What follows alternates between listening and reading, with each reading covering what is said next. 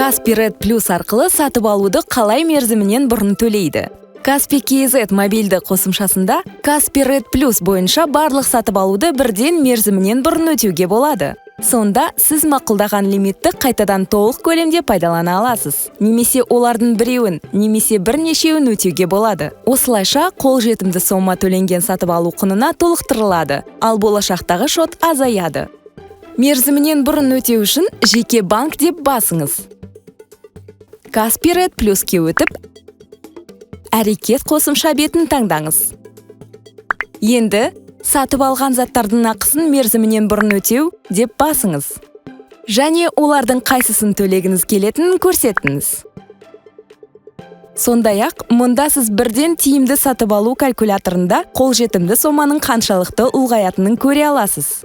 Каспи Голдыңыздан ақы төлеңіз. Сатып алу толық төленді.